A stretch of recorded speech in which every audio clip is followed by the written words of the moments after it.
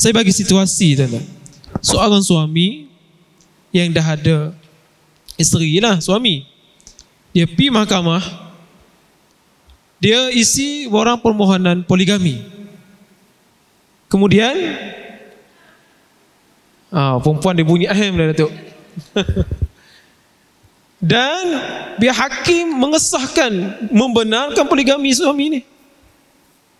Tahukah isteri tak rela dimadukan. Jadi soalan Datuk, adakah berdosa isteri ni tak rela dimadukan Datuk? Silakan. Nak jawab susah orang perempuan dah. Isteri saya perempuan dah juga.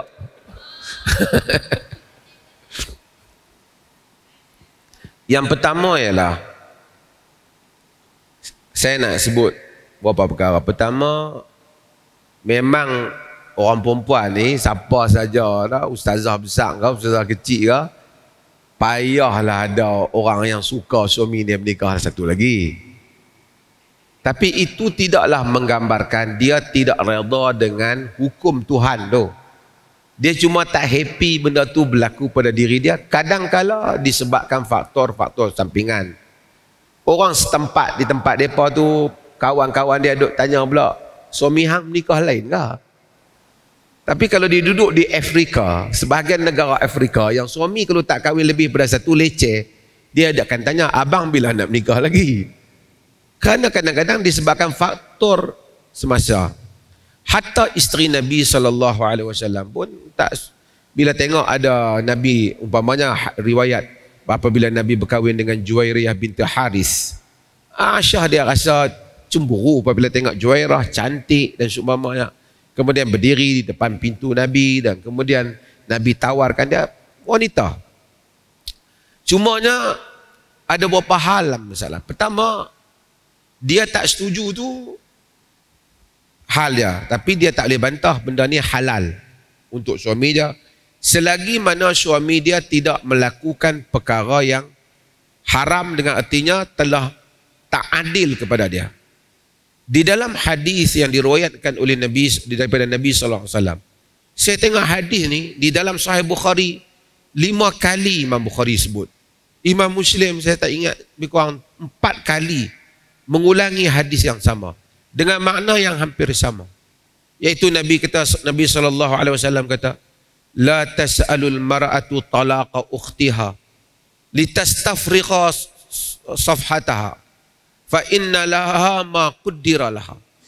Jangan wanita meminta talak supaya suami dia tu talak saudara perempuan dia.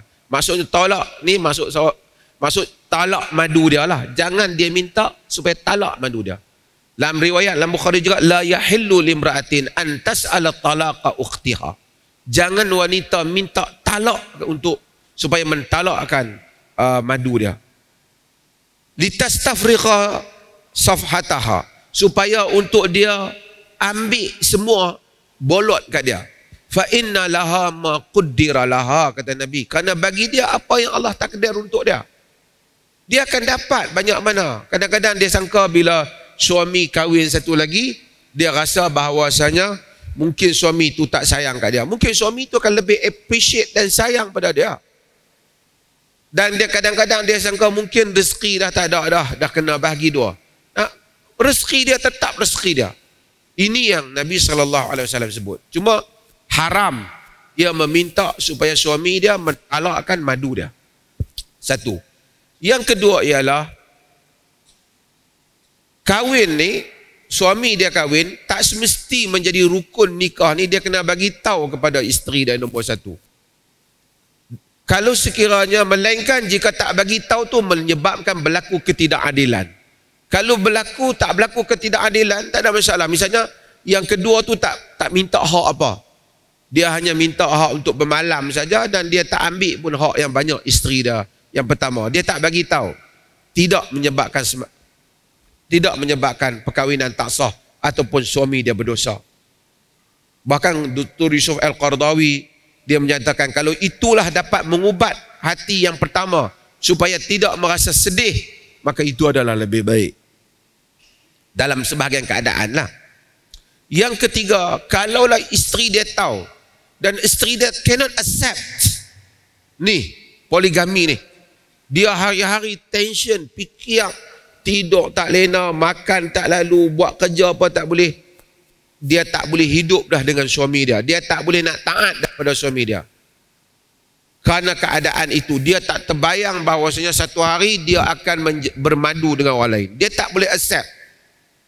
Dia meminta untuk suami dia menceraikan dia. Kononnya, saya bukan kata suruh. Bolehkah dia minta cerai dalam keadaan itu? Dia boleh propose lah untuk minta cerai. Kerana apabila isteri Sabit bin Qais dalam hadis yang diriwayatkan oleh Al-Imam Al-Bukhari datang kepada Nabi SAW dan menyatakan, "Ya Rasulullah, Sabit bin Qais ma a'tibu alaihi fi dinin wala khuluqin, walakinni akrahul kufra fil Islam."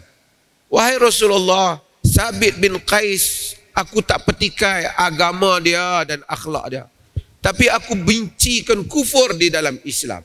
Maksudnya aku bencikan untuk tidak taat kepada suami, buat benda yang macam jahiliyah. Nabi kata, "Ataruddina alaihi hadiqatahu?" Adakah kau nak bagi balik kebun dia? Maksudnya dulu masa kahwin, mahar dia tu kebun. Mau kau bagi balik kebun dia?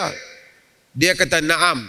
Nabi panggil Sabit bin Qais. Nabi kata, "Aqbilil hadiqataka wa talliqha tatliqatan." Dan ambil balik kebunmu dan talaklah dia dengan talak. Yang ni dia panggil khuluq ataupun tebus talak. Bagi balik dia punya mahar dia untuk dia menuntut talak. Sepatutnya proses ni dimudahkan apabila perempuan terutama ada surat doktor dia tertekan ke apa. Hakim mahkamah syariah ni dia tak boleh panjang-panjang sangat. Dia kena cerdik. Bila ada masalah macam ni, benda yang nak proceed cepat, dia proceedkan supaya tak ramai orang depression dan seumpamanya.